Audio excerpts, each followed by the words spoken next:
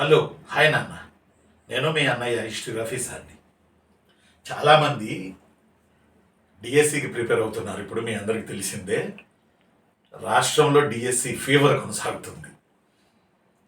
ఎండలకు బయటకు రాకుండా చక్కగా కూర్చొని ఒక రకంగా మంట పుట్టిస్తున్నారు ప్రిపరేషన్. నేను నిన్న ఒక పని మీద ఊరు వెళ్తే చాలామంది పిల్లలు, ఎక్కువ డిఎస్సి బీఈడి ఎస్జిటి పిల్లలు ఉంటారు కాబట్టి అమ్మాయిలు కానీ అబ్బాయిలు కానీ ఇళ్లలో కూర్చొని విపరీతంగా చదువుతూ ఉన్నారు.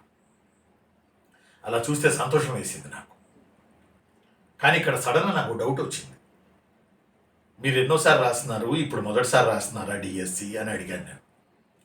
కొంతమంది ఏమన్నారంటే ప్రీవియస్లో రాశాము, చాలా ఏళ్ల తర్వాత మళ్ళీ ఇప్పుడు రాయబోతున్నాం సార్, అర మార్కులో పోయింది సార్ అని ఒకళ్ళు, ఒక మార్కులో పోయిందని ఇంకొకళ్ళు.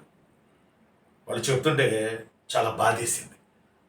అర మార్కులో పోవడం ఏంటి, ఒక మార్కులో పోవడం ఏంటి అంటే, మేము లాస్ట్ దాకా వచ్చాం సార్, ఈ చిన్న మిస్టేక్ వల్ల ఒక బిట్టు రెండు బిట్లు మిస్టేక్ చేయడం వల్ల పోయింది సార్ మాకు, మళ్ళీ ఇన్నేళ్ళు మేము వెయిట్ చేయాల్సి వచ్చింది అన్నారు కొంతమంది అమ్మాయిలు, ప్రిపరేషన్ చేస్తున్న స్టూడెంట్స్. అంటే అర మార్కు కూడా ఒక మార్కు కూడా మన ఫేట్ని నిర్దేశిస్తుంది. అందువల్ల చదివే చదువులో జాగ్రత్తగా కన్ఫామ్ చేసుకొని రాసుకొని ఇంపార్టెంట్ కాన్సెప్ట్ చదువుకుంటూ పోవాలి. ఎంత పెయినో చూడండి, ఆ ప్లేస్లో ఉన్న వాళ్ళకి అర్థమైంది. అర మార్కులో పోస్ట్ పోయిందంటే, ఒక మార్కులో పోస్ట్ పోయిందంటే ఎంత పెయిన్ఫుల్ సిచ్యువేషన్ చూడండి, మళ్ళీ ఎన్నేళ్ళు ఆగాల్సి వచ్చిందో చూడండి. అందువల్ల నేనంటాను, అర మార్కులో పోయింది ఒక మార్కులో పోయిందని మీరు అనొద్దు. అనాల్సిన అవసరం లేకుండా ప్రిపేర్ అవ్వాలి. వెళ్ళి స్కూల్లో కూర్చోవాలి, కొడతాం వెళ్ళి స్కూల్లో కూర్చోవాలి, అంతే. గవర్నమెంట్ స్కూల్లో కూర్చోవాలి. కాబట్టి ఫ్రెషర్స్ అర మార్కులో ఒక మార్కులో పోయిన పిల్లలు ఎంత పెయిన్ అనుభవిస్తున్నారో ఫ్రెషర్స్ గమనించండి. ఫ్రెష్గా డిఎస్సి రాస్తున్న పిల్లలు, ఈ ఒక మార్కు అర మార్కులో పోయిన పిల్లలు ఇంకా స్ట్రాంగ్ అయ్యి చాలా జాగ్రత్తగా ఈసారి పట్టు బిగించి రాయాల్సిన అవసరం ఉన్నది. కాబట్టి మనస వాచ కర్మేణ దృష్టి పెట్టి డిఎస్సిని కొట్టి గవర్నమెంట్ స్కూల్లో కూర్చునే మార్గం ఆలోచించండి. అది మీ కష్టం వల్లే సాధ్యమైంది. మీది చిన్న వయసు, చిన్న పిల్లలు, మేము 50కి వచ్చాం, మీరు చిన్న పిల్లలు, మీరు ప్రిపేర్ అయితే ఎక్కడికో వెళ్ళిపోవచ్చు. ప్రమోషన్ల మీద జేఎల్ అవ్వచ్చు, డిఎల్ అవ్వచ్చు, మీ డిపార్ట్మెంట్లోనే డిఈఓల దాకా వెళ్ళొచ్చు మీ అర్హతలను బట్టి. కాబట్టి ఇప్పుడు మీకు వయసు ఉంది, కష్టపడే తత్వం ఉంది.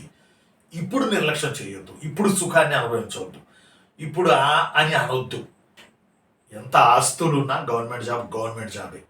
మాకు 10 ఎకరాలు ఉంది పొలం, 10 బిల్డింగ్లు ఉన్నాయి, కూర్చొని తింటా, అనుభవించి రాజా, అది తర్వాత స్టోరీ.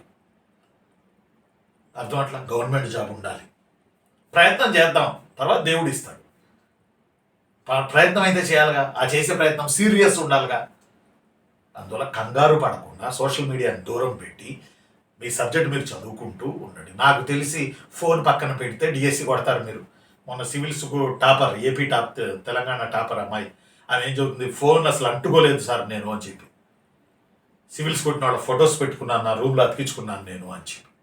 ఒకసారి ఆలోచన చేయండి. ఎందుకు రాదు జాబ్? ఎక్కడో కొన్ని లూప్ హోల్స్ ఉంటాయి, ఈసారి చేసుకుంటే అయిపోయాయి. ఉంటాను. నేను మీ అన్నయ్య హిస్టరీ రఫీ సార్ని. అర మార్కులో పోయింది ఒక మార్కులో పోయిందని నేను వినకూడదు మీ నోటి నుంచి.